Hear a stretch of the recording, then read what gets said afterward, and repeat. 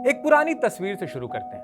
1945 का जापान। दो शहर राख में बदल चुके हैं, हिरोशिमा, नागासाकी। देश घुटनों पर है और उसी मलबे से संविधान जन्म लेता है, जिसका एक सेक्शन दुनिया से वादा करता है, हम कभी जंग नहीं लड़ेंगे, हम ऐसी फौज नहीं रखेंगे जो जंग लड़ सके, हम हथियार नहीं बेचेंगे। दुनिया के किसी और बड़े देश के संविधान में ऐसा कुछ नहीं लिखा है। जापान अकेला ऐसा एग्जाम्पल है। अब cut to 80 years later, 21 April 2026 Japan के प्रधानमंत्री सनाए तकाइची अपने एक्स अकाउंट से एक पोस्ट करती हैं कि उन्होंने transfer of defence equipment and technology के 3 प्रिंसिपल्स और उनके इंप्लीमेंटेशन में संशोधन किए हैं, अमेंडमेंट्स। कुछ लाइनों में बिना किसी शोर शराबे के वो उसी वादे को दफन कर देती हैं जो उन्होंने किया था। अब जापान फाइटर जेट बेच सकता है, मिसाइल बेच सकता है, वॉरशिप, कॉम्बैट ड्रोन, सब कुछ। वही जापान जो अब तक सिर्फ रेस्क्यू बोट्स और सर्विलांस कैमराज एक्सपोर्ट कर पाता था।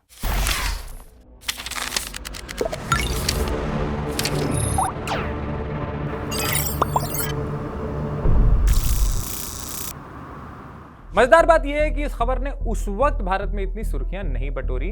उस हफ्ते हम किसी और चीज में उलझे थे, मगर आज ठीक इसी वजह से ये स्टोरी वापस टेबल पर आ गई है, क्योंकि 2 और 3 जुलाई को दिल्ली में मोदी और तकाइची की मुलाकात में भारत जापान का इतिहास का पहला डिफेंस को डेवलपमेंट एग्रीमेंट साइन हुआ था। यानी अप्रैल में जो दरवाजा खुला था, उसका पहला ठोस नतीजा हमारे सामने आया है। तो आज इंटरनेशनल में बात करेंगे, जापान ने 80 सालों तक इतनी बड़ी जो शांति थी वो क्यों तोड़ी, इसका भारत पर क्या असर पड़ेगा और चीन पर इतना क्यों गुस्सा है। सबसे पहले समझ लेते हैं कि जापान ने ऐसी पॉलिसी रखी ही क्यों थी। मतलब आज अगर आप ये सोचो कि जापान जैसा हाईटेक देश हथियार नहीं रखता या नहीं रखते हुए अपने प्रोजेक्शन को सहज नहीं मानता, ये अपने आप में एक गुत्थी जैसी लगती है। तो पहले यहीं से शुरू किया जाए। जापान ने अपने ऊपर ये पाबंदी क्यों लगाई, इसकी कहानी के 2 किस्से हैं। पहला खुद संविधान का अनुच्छेद 9 जो 1947 बना, और दूसरा उसी की भावना से निकली आर्म्स एक्सपोर्ट नीति। दोनों को अलग अलग समझ लेते हैं ताकि क्लियर हो जाए। After the second world war Japan पर यूएस लेड एलाइड सेनाओं का कब्जा था। अमेरिका की सोच साफ थी कि दुनिया जापान के रिन्यूड एग्रेशन से पूरी तरफ सेफ सिक्योर तभी हो सकता है, इसका एक ही तरीका है, जापान का पूरी तरह से डिसआर्ममेंट और डेमोक्रेटाइजेशन। तो एक नया लोकतांत्रिक संविधान लिखना जरूरी समझा गया। पहले जापान की सरकार ने खुद एक ड्राफ्ट प्रेजेंट किया, पर वो पुराने स्ट्रक्चर जैसा ही लगा तो जनरल मैकार्थर ने उसे ठुकरा दिया और अपने स्टाफ को कहा कि 1 हफ्ते के अंदर नया ड्राफ्ट चाहिए। यानी अगर देखा जाए तो जापान का कॉन्स्टिट्यूशन यूएस ऑफिशियल्स नहीं लिखा है। अब सेक्शन 9 ही मेन बात है। इसकी मोटा मोटी 2 हिस्से हैं, उसको आप समझ लीजिए। जापान हमेशा के लिए युद्ध करने के अपने अधिकार और ताकत से विवाद सुलझाने की धमकी को त्यागता है। जापान आर्मी, नेवी और एयरफोर्स या कोई भी युद्ध छेड़ने लायक फोर्स नहीं रखेगा। मतलब as a means of resolving international disputes Japan ने कहीं ना कहीं अपनी सोवरेनिटी छोड़ दी, राइट टू वेज वॉर छोड़ दिया with the aim of international peace based on justice and order. यहां एक दिलचस्प ट्रेड ऑफ है। आप लोग ये मत सोचिए कि अचानक से वो लोग बुद्ध हो गए थे। जापानीज एम्परर हिरोहितो को डिवाइन और एब्सोल्यूट माना जाता था। तब मैकार्थर के मसौदे ने जापानीज को सत्ता से तो हटा दिया, पर राष्ट्र और जनता की एकता के एवज में वो लोग एम्परर का पद बचा ले गए। और इसी वजह से हिरोहितो ने खुद इस संविधान को सपोर्ट किया था। मतलब सौदा कुछ ऐसा था कि भैया तुम्हारा सिंहासन बचा रहेगा, बदले में आप युद्ध का अधिकार हमेशा के लिए छोड़ दीजिए। और ये ऐसा ही हुआ। अब ये हुआ एक पार्ट। दूसरा हिस्सा ये था कि अमेरिका ने जापान की सिक्योरिटी की पूरी जिम्मेदारी अपने कंधों पर ले ली थी। इसी को आगे चलकर हम जिसको कहते हैं ना योशिदा डॉक्ट्रिन, यही है। जापान ने अपनी सेफ्टी सिक्योरिटी अमेरिका की छतरी के भरोसे छोड़कर पूरा फोकस अपना इकोनॉमिक रिकंस्ट्रक्शन में झोंक दिया। यही वजह है कि 50 से 80s के बीच जापान दुनिया की दूसरी सबसे बड़ी इकोनॉमी बन गया। इतने बड़े धमाके के बाद 3 मई 1947 को यह संविधान लागू हुआ और आज भी इसी दिन को जापान कॉन्स्टिट्यूशन डे या संविधान दिवस मनाता है। अच्छा, इसमें समझने वाला एक और एंगल है। सेक्शन 9 सीधे तौर पर एक्सपोर्ट की कोई बात नहीं करता, पर इसके थॉट जेनेसिस को आगे बढ़ते हुए 1967 में प्रधानमंत्री सातो इसाकू ने 3 प्रिंसिपल्स बनाए। क्या प्रिंसिपल्स? कि कम्युनिस्ट देशों, यूएस सैंक्शन देशों और वॉरिंग नेशंस या युद्धरत देशों को हथियार नहीं देंगे। और इसके 9 साल बाद 1976 में प्रधानमंत्री ताके मीकी ने इसे लगभग कंप्लीट बैन जैसा सख्त कर दिया। कोल्ड वॉर के टाइम में जापान की सोच ये थी कि किसी भी गुट को हथियार नहीं देना, नहीं तो उनकी तटस्थता या न्यूट्रलिटी कॉम्प्रोमाइज होगी। अब समझ लेते हैं कि व्हाट इज चेंज्ड। अब तक जापान का हथियार एक्सपोर्ट यानी वेपन एक्सपोर्ट सिर्फ 5 नॉन लीथल यानी जो घातक ना हो उस कैटेगरी तक लिमिटेड था। Rescue operations, transport surveillance, warning systems और माइन स्वीपिंग यानी समुद्र में बिछी सुरंगें साफ करने वाला काम। मतलब जापान टेक्नोलॉजी में माहिर था, पर उस टेक्नोलॉजी से बंदूक या बंदूक की गोली नहीं बना सकता था, बना भी ले तो बेच नहीं सकता था। 21 अप्रैल को तकाइची कैबिनेट ने इसी दीवार को गिरा दिया। अब प्रिंसिपली हर तरह का डिफेंस इक्विपमेंट एक्सपोर्ट किया जा सकता है, बशर्ते वो देश उन 17 देशों की लिस्ट में हो जिनके साथ जापान का डिफेंस टेक्नोलॉजी ट्रांसफर समझौता पहले से साइंड है। इस लिस्ट में भारत है, ऑस्ट्रेलिया है, ब्रिटेन, अमेरिका, फिलीपींस, इंडोनेशिया जैसे और भी नाम है। और हाँ, एक शर्त और है, जो देश फिलहाल जंग लड़ रहा है उसे हथियार नहीं मिलेंगे। However, officials also clarified that exemptions could be granted under special conditions। माने नियम है और उसमें एक पीछे का दरवाजा भी खुला है। इस पर मैं वापस लौट कर आऊंगा। अब यहाँ एक कॉन्ट्रडिक्शन समझ लीजिए जो ज्यादातर लोग नहीं जानते। जापान के पास आर्मी नहीं है, आर्मी ऑफिशियली उसके पास है सेल्फ डिफेंस फोर्स यानी SDF। नाम में डिफेंस है, पर हकीकत में ये दुनिया की सबसे अच्छी फंडेड और सबसे मॉडर्न वेपनरी से लैस आर्मीज में गिनी जाती है। बस इसे सेना कहने से जापान बचता रहा है क्योंकि उनका कॉन्स्टिट्यूशन इजाजत नहीं देता। मतलब जापान दशकों से एक अजीब बैलेंस साध रहा है। घर के लिए दुनिया का सबसे बेहतरीन टेक बनाओ, पर उसे बेचो मत, दिखाओ मत। अब वही टेक बाजार में उतरने वाला है। तो सवाल ये उठता है कि 80 सालों तक चली पॉलिसी अचानक बदली क्यों? इसका जवाब ज्योग्राफी में है। टोक्यो में ढूंढेंगे नहीं मिलेगा, बीजिंग और पोंगयोंग में छुपा हुआ है। साउथ चाइना सी में चाइना की बढ़ती मिलिट्री एक्टिविटीज, ताइवान स्ट्रेट पर लगातार चल रही टेंशन और नॉर्थ कोरिया का मिसाइल टेस्ट जो अक्सर सीधे जापान के ऊपर से गुजरते हैं, इन तीनों ने मिलकर जापान को एहसास दिलाया कि सिर्फ डिफेंस वाली सेना से चलेगा नहीं। पिछले कुछ सालों में जापान ने अपना डिफेंस बजट भी बढ़ाया है, उस पारंपरिक नीति को या उस पारंपरिक रिचुअल को तोड़ते हुए जिसमें डिफेंस स्पेंडिंग जीडीपी के 1% तक लिमिटेड रखी जाती थी। पीएम तकाइची ने इस बदलाव को समझाया, कहा कि आज के दौर में कोई भी देश अकेले अपनी सुरक्षा नहीं कर सकता, सहयोगियों को एक दूसरे के साथ मजबूत होना होगा। सबका साथ सबका विकास वाली बात वो भी कर रही है। माने लॉजिक साफ है कि जापान अकेले चीन जैसी ताकत का मुकाबला नहीं कर सकता, इसलिए वो अपने सहयोगी देशों को जैसे भारत, ऑस्ट्रेलिया, फिलीपींस मजबूत बनाकर एक शेयर्ड सिक्योरिटी पेरिमीटर बनाना चाहता है। इसी पॉलिसी को Japan proactive contribution to peace कहता है, यानी शांति सिर्फ चुप बैठने से नहीं, दोस्तों को हथियार बंद करके भी बनाई जा सकती है। आसपास वालों को टाइट कर दो। आयरॉनिक लगता है नहीं, शांति के लिए हथियार, मगर आज की जियोपॉलिटिक्स यही मॉडल अपना रही है। आप हर जगह देखो, बर्डन शेयरिंग यानी बोझ बांटो, अकेले मत ढो। अब आते हैं इस पूरी कहानी के सबसे दिलचस्प हिस्से पर। What is it that India wants और कैन इंडिया गेन? तो भारत उन गिने चुने 17 देशों में शामिल है जो अब जापान से लीथल वेपन्स खरीद सकता है। और इसका सबसे जो सटीक उदाहरण है, सबसे रीसेंट उदाहरण है, वह US-2 एम्फीबियस एयरक्राफ्ट। ये शिनमयवा कंपनी का बनाया वो एयरक्राफ्ट है जो समुद्र के 3 मीटर ऊंची लहरों के बीच भी लैंड कर सकता है और वहीं से उड़ान भर सकता है। दुनिया में ऐसा इकलौता विमान है वो। आप सोचिए कितने काम की चीज है हमारे लिए। एटलीस्ट अंडमान निकोबार जैसे आइलैंड के आसपास कोई जहाज डूब जाए या इंडियन ओशन में कोई नेवल रेस्क्यू ऑप चलाना हो, ऐसा विमान गेम चेंजर साबित हो सकता है। इंडियन नेवी बरसों से इसे तलाश रही है, पर पुराने सैंक्शंस की वजह से डील अटकी पड़ी थी। जनवरी 2026 में भारत ने 4 ऐसे एयरक्राफ्ट लीज पर लेने का प्रोसेस शुरू भी किया था और नई पॉलिसी के बाद अब सिर्फ लीज ही नहीं, भारत में इनके को प्रोडक्शन का रास्ता भी खुल गया है। और अब इसमें एक नया चैप्टर जुड़ गया है। 2 जुलाई को तकाइची भारत के दौरे पर आई थी।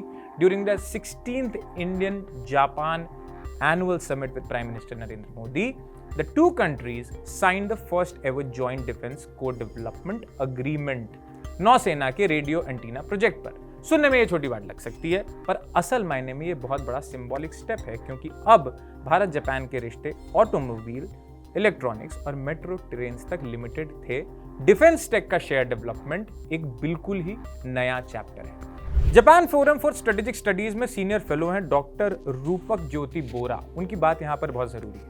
चाइना में जापानीज कंपनी का मुनाफा घट रहा है क्योंकि वहां नियम कड़े हो गए हैं और मजदूरी बढ़ गई है। दूसरी तरफ भारत के पास 140 करोड़ की आबादी है और युवाओं की बड़ी फौज, जो सिकुड़ती आबादी वाले जापान के लिए एक परफेक्ट मार्केट है। जापान पहले से ही भारत के इंफ्रा पर बहुत मदद करता है, सहयोग करता है। आप Mumbai Ahmedabad high speed bullet train वाला प्रोजेक्ट है, उसकी मिसाल आप ले सकते हैं। और ध्यान देने वाली बात एक और है जो सीनियर फेलो हमारी बताती हैं कि भारत और जापान दोनों ही चीन के belt and road initiative BRI जो कहते हैं उससे दूर रहे। और एक और दिलचस्प इन्फ्रेंस भी ले लीजिए, जिस वक्त जापान अपने आप को हथियार बेचने लायक बना रहा है, ठीक उसी वक्त भारत खुद को डिफेंस एक्सपोर्टर बनने की कोशिश में लगा हुआ है। आत्मनिर्भर भारत के तहत ब्रह्मोस मिसाइल जैसे प्रोडक्ट्स फिलीपींस जैसे देशों को बेचे जा चुके हैं ऑलरेडी। यानी दो देश दो अलग अलग छोर से एक जैसी डेस्टिनेशन मंजिल की तरफ बढ़ रहे हैं। एक अपनी शांतिवादी बेड़ियां तोड़ रहा है, दूसरा अपनी क्षमता बना रहा है, और इस बीच में दोनों को एक दूसरे में एक पार्टनर नजर आ रहा है। इसी समिट में दोनों देशों ने अगले 10 सालों में भारत में 10 ट्रिलियन येन यानी 5,88,000 के आसपास भारतीय रुपए के इन्वेस्टमेंट का लक्ष्य रखा है। सेमीकंडक्टर और क्वांटम टेक और कोऑपरेशन उस पर बढ़ाई है, और AI पर एक जॉइंट स्टेटमेंट भी जारी किया है। यानी जो तस्वीर बन रही है वो सिर्फ जापान ने भारत को हथियार बेचे, इतनी हेडिंग जो है वो इतनी सीधी नहीं है। Both countries are moving towards a deep long term partnership in high tech defence and manufacturing. पर हर रिश्ते में कोई ना कोई राजी नहीं होता है। इस कहानी में यह शादी नहीं हो सकती का रोल निभा रहा है चाइना। जापान की ये जो नई प्राइम मिनिस्टर है सनाए ताकाइची, जो अभी अक्टूबर 2025 में आई, उन्होंने former prime minister Shinzo Abe का करीबी और चीन के प्रति सख्त माना जाता है। उन्होंने साफ कह दिया था कि अगर चाइना ने ताइवान का ब्लॉकेड किया तो जापान अपनी सेल्फ डिफेंस के लिए कदम उठा सकता है। ये एक बहुत ही लोडेड स्टेटमेंट है। खैर, बीजिंग ने जापान के इस फैसले पर शार्प ऑब्जेक्शन जताया है, इसे रीजन में न्यू मिलिटरिज्म की तरफ बढ़ता कदम बताया। चाइनीज मीडिया और विदेश मंत्रालय का आम तर्क ये रहता है कि भाई जापान अपने वॉर टाइम हिस्ट्री को भूलकर फिर से एक आर्म्ड पावर बन रहा है। मतलब आप बन सकते हैं, वो नहीं बन सकता, और ये पूरे रीजन के लिए खतरा है। वो खतरा है, आप खतरा नहीं है। खासकर उन देशों के लिए जो कभी जापानीज गवर्नमेंट का अत्याचार झेल चुके हैं। हाँ, ये वजह समझ आती है क्योंकि ऐसा हुआ है हिस्ट्री में। This decision by Japan did not come in isolation. ये जो अभी फैसला होने लिया, इससे ठीक पहले जापान ने ऑस्ट्रेलिया के साथ करीब $7 बिलियन के वॉरशिप्स बनाने का एग्रीमेंट किया था। मतलब पैटर्न साफ है। भारत, जापान, अमेरिका और ऑस्ट्रेलिया क्वाड ग्रुप के ये लोग सदस्य हैं। जापान उसके दायरे में मिलिट्री कोऑर्डिनेशन को नई ऊंचाई देने की कोशिश कर रहा है, एलिवेट कर रहा है। नेताओं की मीटिंग वैसे ही बहुत दिन से टल रही थी इन लोगों की। हालांकि जिस वक्त ये बुलेटिन रिकॉर्ड हो रहा है, प्रधानमंत्री मोदी ऑस्ट्रेलिया में ही है। इसमें चाइना की चिंता ये है इस पूरे सिनेरियो में कि इंडो पैसिफिक रीजन में जो बैलेंस ऑफ पावर है अब तक उनके पक्ष में झुका हुआ लग रहा था, वो अब बदल सकता है। और ट्रंप का चाइना के लिए जो न्यू फाउंड लव है, उसे देखकर भारत और जापान की शंका यह है कि कहीं अमेरिका और चीन मिलकर G2 सिस्टम यानी दो पार के सिस्टम से दुनिया ना चलाने लग जाए। अब एंगलों में एंगल, एक और angle. This is not just about geopolitics, it is also about money. दुनिया के हथियार बाजार पर अभी तक अमेरिका, रशिया, फ्रांस और चाइना की मोनोपोली जैसी थी। जापान अब इस मैदान में एक नया और एक बड़ा प्लेयर बनकर उतर रहा है, और उसके पास एक बहुत ही भरोसेमंद हथियार है, अ reputation for technical precision and quality, जो जापानीज प्रोडक्ट्स चाहे गाड़ियों या इलेक्ट्रॉनिक्स उसमें आपको दिखते ही है। कई वेस्टर्न एलाइज भी लंबे समय से चाहते थे कि सिर्फ अमेरिका पे जो हथियारों के लिए उनका डिपेंडेंस है वो न हो, और ऑप्शन था नहीं उनके पास।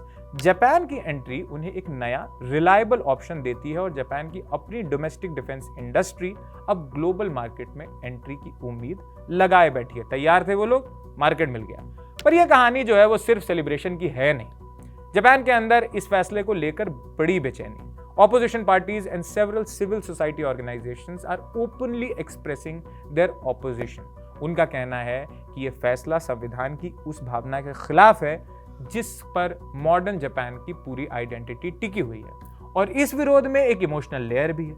हिबाकुशा, हिरोशिमा नागासाकी परमाणु हमलों के जीवित बचे लोग और उनके परिवार, इतने सालों से जापान की पीसफुल आइडेंटिटी के जीते जागते सिंबल रहे हैं, उनकी और उनके समर्थकों की आवाज इस बहस में वजन रखती है। उनका पक्ष है, उनका स्टेक है इसमें। उनका डर है कि जिस पहचान की कीमत उनके शहरों ने चुकाई वो अब आसानी से भुला दी जाएगी। डर ये भी है कि हथियार जापान बेचना शुरू करता है, किसी न किसी विवाद में इनडायरेक्टली घसीटा जाएगा, भले ही वो डायरेक्टली किसी कॉम्बैट में शामिल ना हो। और याद कीजिए वो कंडीशन जो हमने शुरुआत में छोड़ी थी, जंग लड़ते देशों को हथियार नहीं देंगे पर स्पेशल कंडीशन में छूट रहेगी। ये लाइन ही सबसे बड़ा सवाल खड़ा करती है, क्योंकि आखिर स्पेशल कंडीशन कितनी स्पेशल है ये तय कौन करेगा। कायदे से नेशनल सिक्योरिटी काउंसिल जो उनकी है उसकी मंजूरी जरूरी बताई गई है, पर क्रिटिक्स जो है वो यही कह रहे हैं कि जब पैसा और स्ट्रेटेजिक फायदा दोनों दांव पर होंगे तो ऐसी छूट एक्सेप्शन कम रूल ज्यादा बन सकती है। Chinese institute of international study के रिसर्च फेलो शियांग हुआऊ का कहना है कि एक बार लीथल वेपन्स पर रिस्ट्रेंट एक बार लूजन हो जाए तो एक्सपेंशन बस वक्त की बात रह जाती है। उनका तर्क है कि जापान हमेशा से यही पैटर्न दोहराता है, पहले छोटा स्टेप लो, फिर धीरे धीरे पुरानी सीमा को तोड़ो जो सरहद बनाई थी। नॉन कॉम्बैट इक्विपमेंट से लेकर लीथल वेपन्स तक, नॉन कॉन्फ्लिक्ट जोन से कॉन्फ्लिक्ट जोन तक, उनके मुताबिक ये एक्सपेंशन का एक साफ दोहराया जाने वाला पैटर्न है, न कि कोई इक्का दुक्का एक्सेप्शन। बेशक इतना ध्यान रहना चाहिए आपको भी कि ये ओपिनियन चाइना से आ रही है, यानी जिस देश के खिलाफ जापान खुद को तैयार कर रहा है, तो इसमें जियोपॉलिटिकल बायस घुला मिला ही होगा। तो कुल मिलाकर तस्वीर यह है कि एक देश है जिसने 80 साल तक खुद को दुनिया के सामने शांति के सबसे बड़े एग्जाम्पल की तरह पेश किया।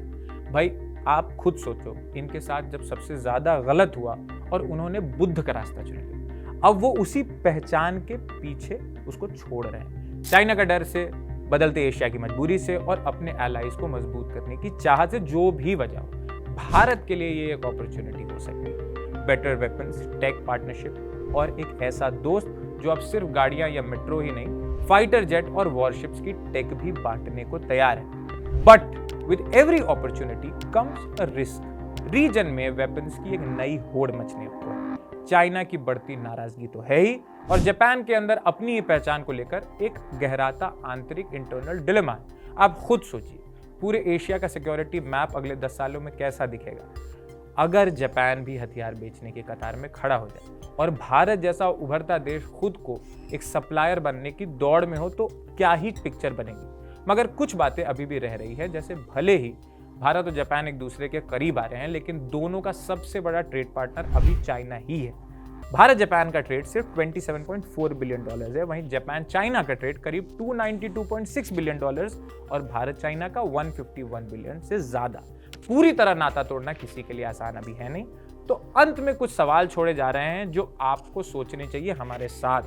पहला, क्या स्पेशल कंडीशंस वाली छूट आगे चलकर जापान की पीस कीपिंग कंडीशंस को खोखला कर देगी? दूसरा, भारत जापान की ये बढ़ती डिफेंस टाइज क्या सच में इंडो पैसिफिक में शक्ति संतुलन बदल पाएगी, या ये सिर्फ कागजी समझौतों तक लिमिटेड या महदूद रह जाएगी? और तीसरा, क्या चीन इस बदलते इक्वेशन के जवाब में अपनी मिलिट्री एक्टिविटीज को तेज करेगा? जवाब जो है वो वक्त देगा, हम अगले हफ्ते फिर हाजिर होंगे। अभी हमारी कोशिश ये है कि ये शो हम आपके लिए जितना ज्यादा आसान कर प्रस्तुत कर सके वो करें। हमने सबसे पहले यूएस लिया, चीन लिया, रशिया लिया, अब हम लोग आए हैं जापान पर, क्योंकि जापान एशिया में एक बहुत बड़ी पावर है। हमारी कोशिश ये है कि जिस तरह की ही जो अंडर रिपोर्टेड स्टोरीज हैं, जो हेडलाइंस में जगह नहीं पाती, उनको जगह दें। बाकी देखते रहिए जिंदाबाद।